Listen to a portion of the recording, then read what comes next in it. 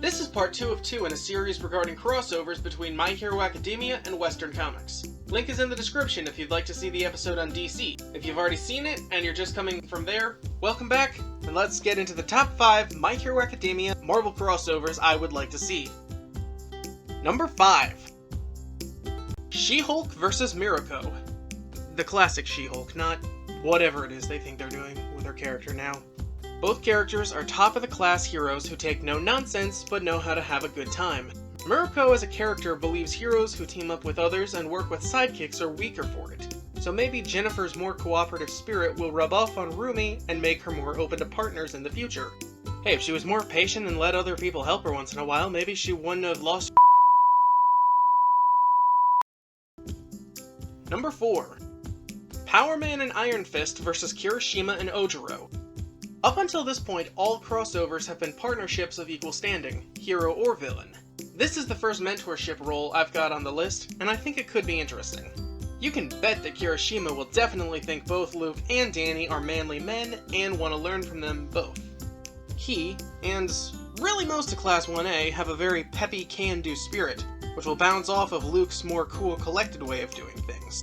Ojiro as a character hasn't had a lot of screen time or development, but this is the perfect place to do so.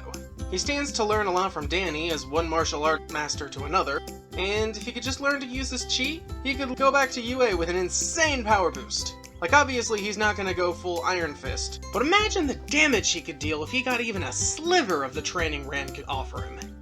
Both he and Luke are also some of the only characters on the Western side who make a profit on their work, so an internship with the Heroes for Hire might be the closest thing a UA student will get to their own universe. Number 3. The Punisher vs. Hero Killer Stain. This was one of the very first matchups that popped up into my head the moment I thought about doing this list.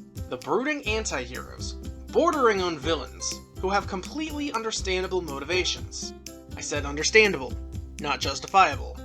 But I think the difference between the two is that Frank is more honest with himself. Akaguro has deluded himself into thinking that he's doing a good thing for the world by purging it of false heroes.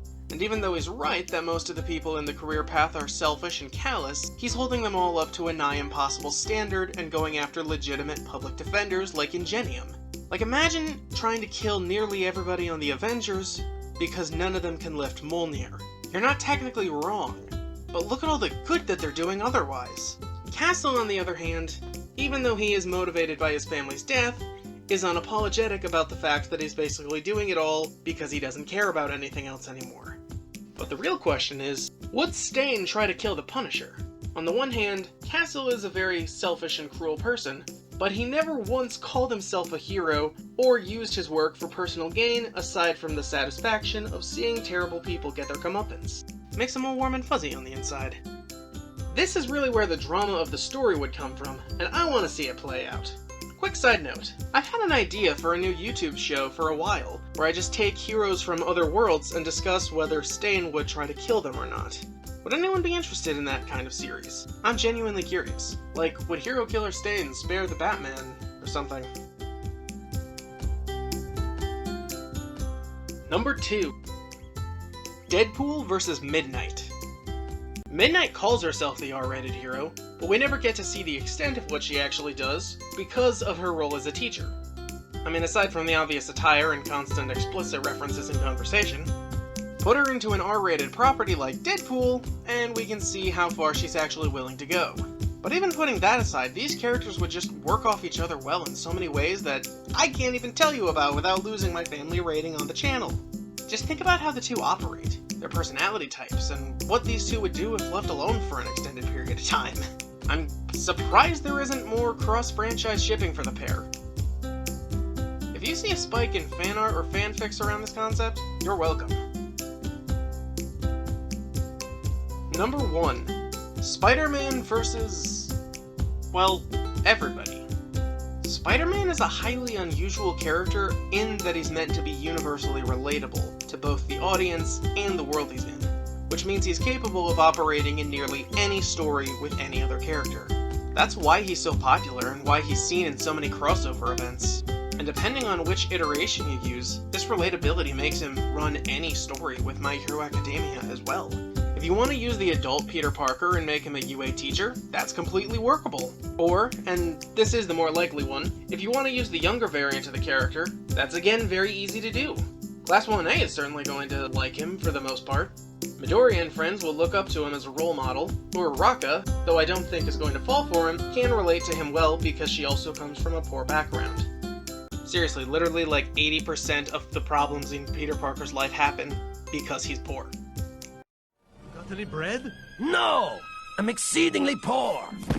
Kirishima and the boys will like his charisma and strength, Todoroki and Bakugo will probably give him respect for his power and skill, Yaoyorozu and Ida will probably admire his intelligence, even Aizawa would probably look at him with pride and joy the way he does Mirio. Speaking of, Peter could probably also work well with the big three.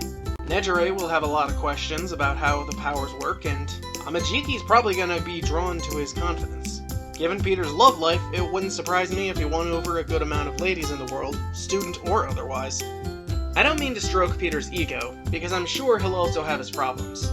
His status as a vigilante loner type isn't gonna sit well with the greater society, and there's a good chance he's gonna annoy a lot of the pros with his constant quipping and clowning around. I would love to see him on a mission with someone like Endeavor or Hawks, for example.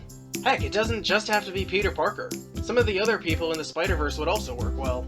Miles Morales, Gwen Stacy, Cindy Moon. The potential is limitless, I just need to see it happen. You know what? I will take anything I can to see these characters interact. Let's look up some fanfiction.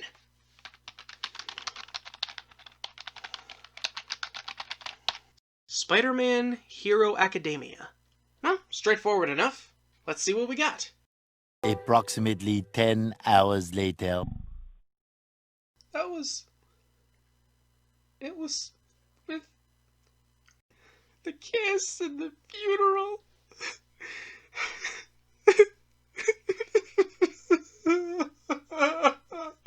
Be better. Why? Why?